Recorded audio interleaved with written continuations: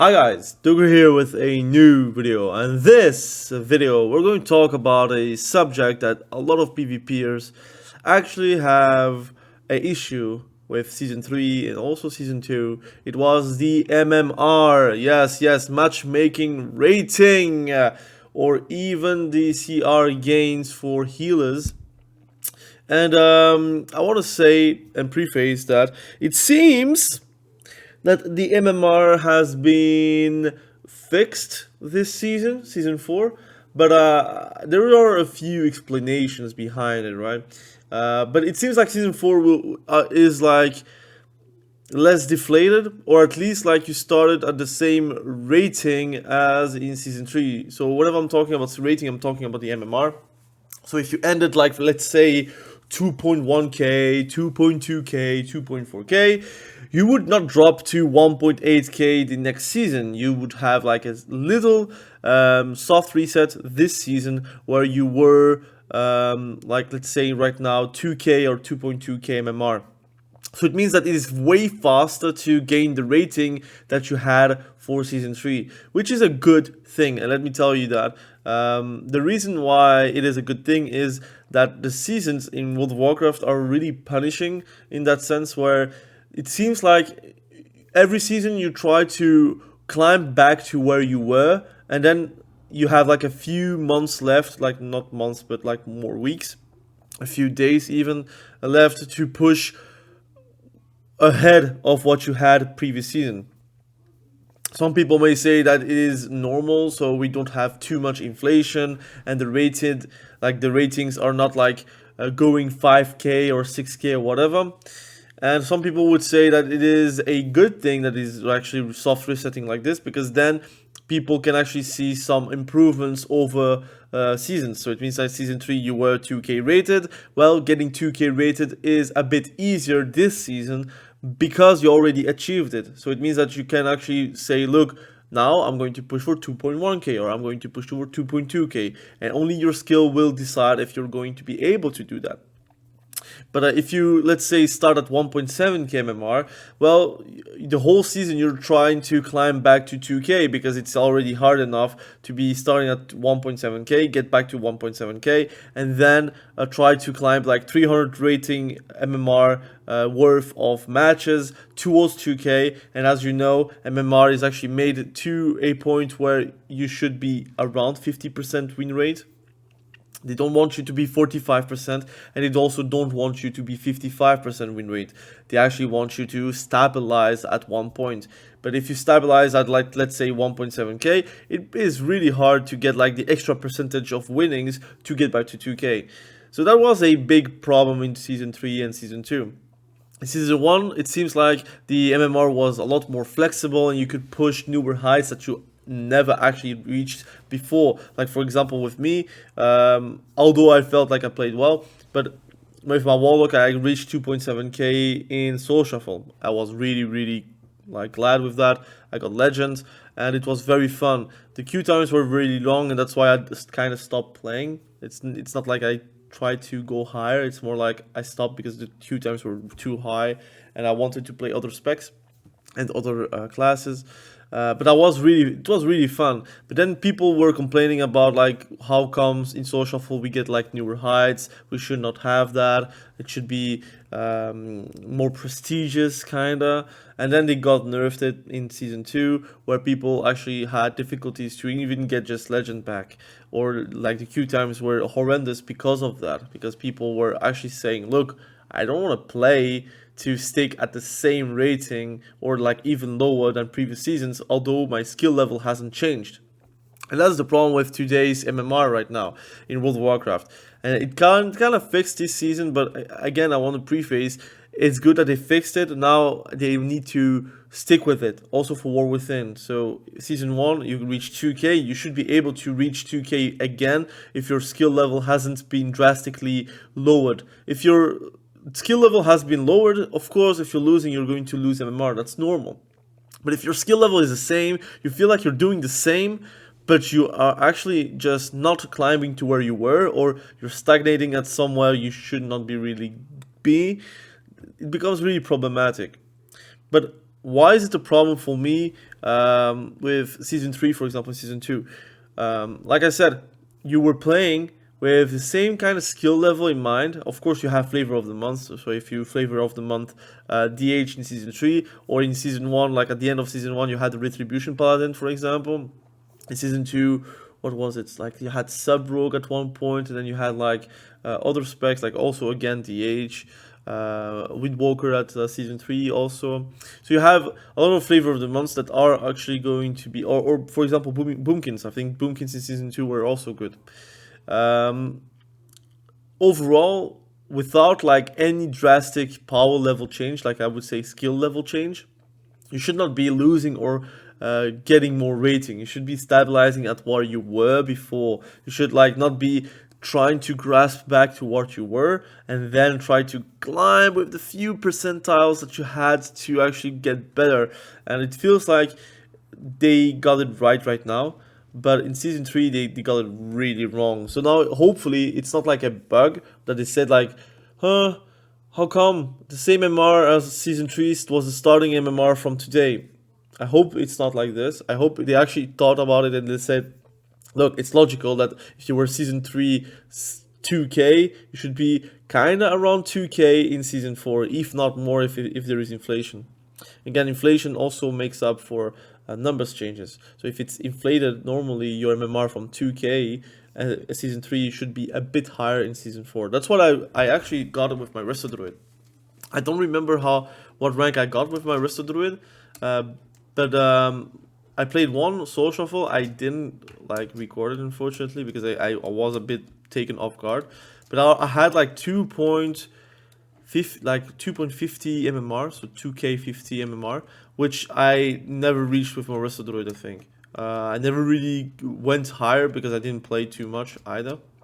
But I've gotten like 100 MMR more than what I had in season 3. I think I had like 1950, I think, or something like that. I didn't really push anymore, and now I have more. So I guess the inflation also worked for this season. So if the inflation is still in work, it should be also pushing you towards higher edges. Now that's a good thing. It means that, so for the people that really want to push with soul shuffle, you can actually climb with soul shuffle a bit easier this season than season 3. Doesn't mean that your prowess or your skill level or you're not really deserving that. I think you're deserving it. You don't have to struggle to where you were in previous seasons. You should be actually trying to reach the same ranks quite fast.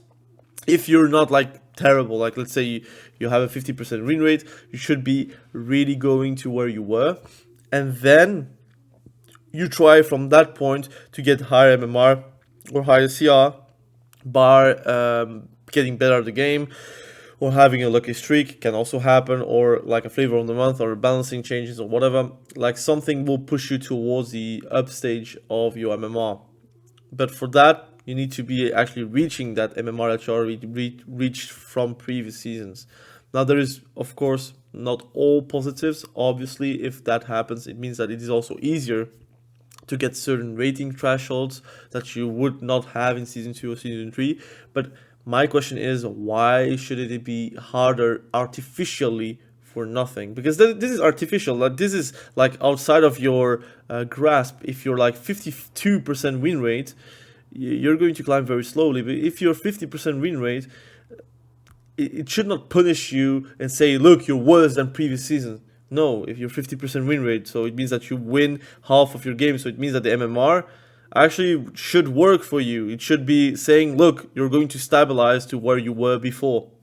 If you are like 45% win rate, it should say, look, you were 2k, but obviously it doesn't work out for you after 100 games. You're going to be lower because of the MMR, and that the MMR is working correctly. And the same if you have 55% win rate, that should push you towards a higher edge, because it's saying, look, you're better than the average Joe at that skill level, at that MMR, so it should be pushing you a bit higher until they say, look, now you're 50%, so it means that you're deserving that rank, you're deserving that CR. So that is very important that people kind of realize that the MMR is really just an artificial number depending on seasons and whenever it's played. If you're like pushing glad at the end of the season or pushing glad at the beginning of the season, one is more worth than the other, unfortunately. Same for legend, same for other titles, same for just ranks. If you're going for duelist at the end of the season, or you're going duelist at the beginning of the season, it's not the same, because it's way harder in the beginning of the season, for example. And it should not be like this. It should be, look, what you reached previous season is what you should normally get, normally, if you're not like changed drastically in a negative or a positive sense. It should be reaching yourself into the same rating bracket. So I would say if it's 1800, it could be between 1800 and 1900, something like that. It should be reaching you there, and then let's say you have a positive or a negative win rate. At that point, you will then see changes towards the top or the bottom end. So that's my way of MMR and how I look. Now, for now, it's positive. It looks like they fixed the MMR. It looks like it takes the MMR from Season 3 and even adds a bit of inflation towards that. And it makes that you're going to climb very fast. Now for healers, it's still different, because again, it's a 1v1. And 1v1 MMR is way more punishing. If you ever played chess, like with the real MMR, you would understand that in a 1v1, you basically kind of win or lose the MMR that you have versus who you're facing, right? So in a healer matchup where you have like 6 rounds and you're like shuffling around, often you will get like 3 threes, and at that point, if you don't have like a higher MMR, like for example, I have 2k MMR, if I get 3 threes every single time, I will get 2k like easily. Like if I get 50% win rate, I would get 2k. But getting higher with just 50% is really hard, while a DPS could hover around 4-2s, even sometimes a 2-4, sometimes a 3-3, sometimes doing a 5-1. It will be like shooting you up into the sky, because you have like 3 other persons you are facing, like 3 other DPSs that you are stealing the MMR from. So if you're doing a 4-2, you're kind of stealing the MMR from everyone, like pretty satisfyingly, I would say, to get higher rated. But anyways, that's more of an MMR talk. I know that some people don't really like those talks, and some people do like those talks, but I feel like some people should realize like the behind the scenes, so you can understand like how it works, so you could actually say, look, this is bullshit, or look, this is actually like okay, and it's supposed to be working like this. And in my opinion, season 4 is kind of supposed to be how it should work. Now for the healers, I'm very sorry, I think Social Fall is just not really a queue for healers to be like well treated, I would say. I think Battleground Blitz, which is the solo queue RPG, will be way better for healers, because it's a team versus team game, where MMR is like, the whole pool of MMR is kind of MMR from the team versus MMR from team 2, and you're clashing, and who is the winner gets the MMR from team 2 or team 1, and vice versa. It's way easier to calculate as well, and I think it's also way more fun kind of to play healer in BGs, in my opinion, because there is no dampening, and you kind of are the superstar of the team, where, to be honest, if you don't want to die, you are not going to die most of the time. But anyways, let me know what you think about this in the comment section below. It has been a talk. Hopefully you did learn something. Hopefully you're excited about season 4, kinda. Personally, I like season 4. I just feel like it's a filler season. It would have been feeling way better if you had real content, or at least like perspective 2 content. Right now we are like in a waiting room for War Within, even more for the beta if you don't have the alpha. And that's it, and that's kind of a silly feeling, but hopefully with the shorter expansions that they are planning for the World Soul Saga, it will be fixed, because again, I feel like the expansions are just a bit too long for the content that it is proposing. I think also like having shorter seasons, for example 3-month seasons, would be way better than 6-month seasons in PvP, because it doesn't need to have like the same seasons as a PvE player. I think 3 months would be great, because then the participation is going to be higher. And I know FOMO is not a good thing, but FOMO should exist in a game, so you can keep those players or keep returning players to go on the game. But that's just marketing, and if you're against marketing, I'm very sorry, but you're living in a world where marketing is very important. Anyways, thank you for watching this video. I really appreciate you, and be sure to subscribe to the channel if you love PvP content. It's very, very fun, and hopefully with War Within, it's going to be very exciting.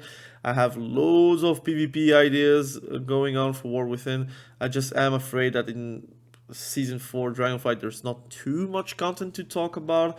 I'll do some solo queue RPGs, I'm doing some solo shuffles, I'm doing some guides, and I'm also doing some live streams, so be sure to subscribe so you don't miss them. Again, thank you, have a great day, and bye.